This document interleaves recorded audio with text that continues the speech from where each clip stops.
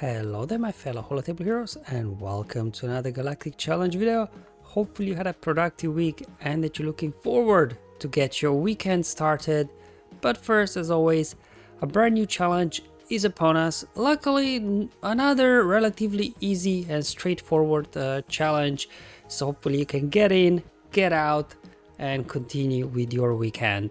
So as always, I'll cover the modifiers and defeats first, then show you the battles. There'll be YouTube chapters below if you want to skip ahead. Otherwise, let's go and have a look at the enemy. It's just kind of a standard, I guess, Traya talent team. Nothing too fancy. You know, they're not too fast, but they do hit pretty hard, so you have to watch out. But luckily, obviously, it's a Galactic Republic challenge. A Galactic Republic, very powerful, very diverse faction. You can probably do it with 6, 7, 8 different Galactic Republic teams. I'll just show you the 4 I tried, and some of them worked really well, some of them a bit sketchy, but you know, some of them can auto. If you dare, right? There's a bit of an RNG factor, whatever auto team you use, which we'll talk about later. Now, in terms of defeats, we have to win with a full squad of Galactic Republic units and win with an undersized squad. So in theory, you can just get in, get your Galactic Republic team in, then get Galactic Republic feed done, then just remove one unit, repeat the same and get the undersized feed. But that would make, I guess, an uninteresting video, so I did a bit other things as well in there. Now, in terms of the modifier, this is where the RNG bit comes in.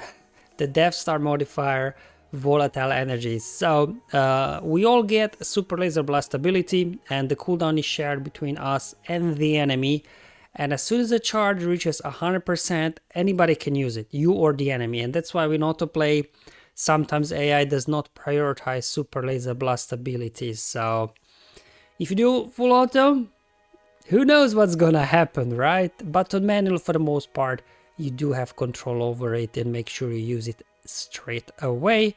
In terms of the player modifier, Steadfast Retribution, maybe this is actually the first time where Steadfast Retribution is helping us, because as mentioned before, the enemy, they do hit relatively hard, especially after a while, you know, when they stack their offense, and after they defeat a couple of the enemies from Sith modifier, some stacking offense, then they do start hitting pretty hard. And obviously we reflect that damage back on them, which makes them easier to take down eventually. So yeah, that's the modifiers. A little bit helpful, but obviously the super laser blast, that's the one you want to keep an eye out if you are manually playing. So let's just first start off with the first Galactic Republic squad, just 501st General Skywalker. I tried auto playing. I didn't get far on autoplay, but maybe if you try it a few times you can get lucky with autoplaying. So I just decided to manually play this one, get the form up. Let's go ahead and dispel the taunt on Sith Empire Trooper. We got tenacity up now, so we won't get pain on us from Scion, so that's good. Just going after Talon first, right? Because with Talon in there, anytime we hit the leader, they're getting bonus turn meter, and obviously also taking out Traya, you won't be able to do, like, she'll get saved the first time by Talon. Then Talon also puts like taunts on her tanks and things like that, so just thought maybe to try and go after Talon first. Gas is down already, obviously all those counter attacks from John Skywalker. Traya's leadership doing some damage to him, that's why he went down really fast, but he got back up now. And we'll just keep working. As you can see, super laser blast ability should be able to be used on our next turn. There we go. A bit of a waste, but you know what, let's just go ahead and use it. I don't want the enemy to use on one of my guys. So got both tanks down, and as soon as you kind of get both tanks down, you know, things become a little bit easier. But at this point, you can see all those, also Echo obviously assisting, hurting himself, similar like General Skywalker. Aero advantage, let's just get Nihilus out of the way so we don't have to worry about his Annihilate. And now just to finish off the last two Sith, and we should be good to go. Form up, some bonus turn meter. We'll just keep working on Talon for the moment. One more hit, there we go. Traya doing some big damage, but obviously that reflects onto her. So we can just go ahead, finish her up, air advantage into her face. So John Skywalker, a bit dirty, a bit messy, but it worked. Then some better options, I guess. Jedi Master Kenobi. So what I did first, obviously, reset cooldowns on Cat, make sure to target Sith Empire Trooper so we can get rid of the taunt. Then we can insta-kill their Nihilus so we don't worry about his Annihilate. And then we just hit full auto. And this is obviously where the RNG element comes in here, right? Will AI use Super Laser Blast or not, or will the enemy use it? But once Trey goes down, these guys will just be ability blocked, so that'll help. So was able to easily there do autoplay with Jedi Master Kenobi. And then we have a couple of Amidala squads. So first one with Padme. Again, I tried autoplaying with Padme, it didn't go that well, so then I decided to take matters in my own hands. Just autoplayed it. I'm gonna go ahead here, smash an AoE just to get rid of the taunt there on Sith Empire Trooper. Maybe not the most optimal Padme lineup. Cat in there could be better, but maybe if you just have like this standard lineup, I think for that would be better. Didn't bring Shakti, right, because she's counterattacking and she'll just be damaging herself, so I thought maybe C-3PO in there could help a little bit.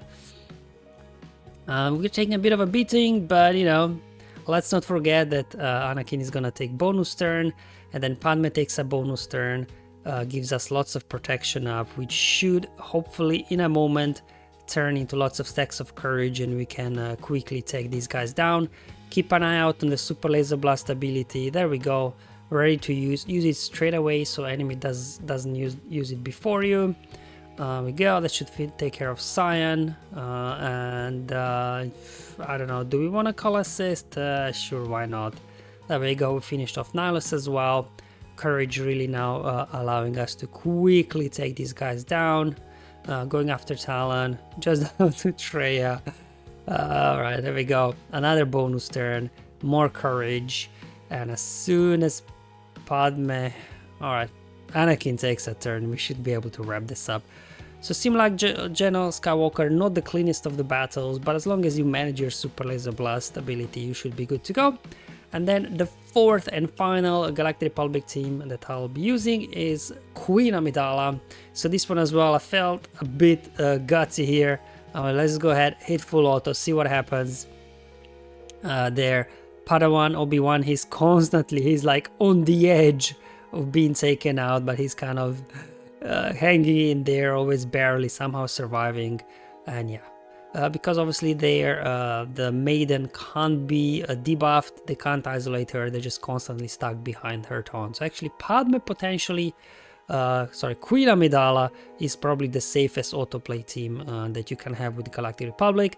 So let's go ahead and do as well autoplay for the Undersize. Now this one is gutsy, right? Because you just do, so if enemy plays this right and they get to use Super Laser Blast before I do, they can insta-kill Bane. So yeah, maybe the safest autoplay would be like Sith Eternal with a bunch of tanks or something like that. But anyway, plenty ways to do this. I was able to actually pull it off with Bane, so I was pleased with that one on full auto. And then I guess kind of a non-galactic legend option on manual, Palpatine with his turn meter train, we should be good to go. The important thing here is obviously get a shock on everybody to start off, stagger as well, so we can push back their turn meter. Unfortunately didn't land stagger on Cyan, and now we got shocks on everybody. So every time Palps uses his basic, let's go ahead and drop a fracture on Cyan so he gets a turn. So now anytime Palp uses his basic, he will be gaining 15% turn meter for each shocked enemy, which means he's like getting what, like 90% turn meter or something. So we're just doing basics until we get Super Laser Blast ability, get Treya out, so now the enemies won't be able to cleanse debuffs whenever, if they even get a turn. And then we just the same thing, basic. Let Palp train go to town. Obviously with one less shocked enemy now, Palp isn't getting as much turn meter anymore. And we'll just keep going. Let's go ahead, yeah, swap turn meter. Super Laser Blast ability, gonna finish off Sith Empire Trooper.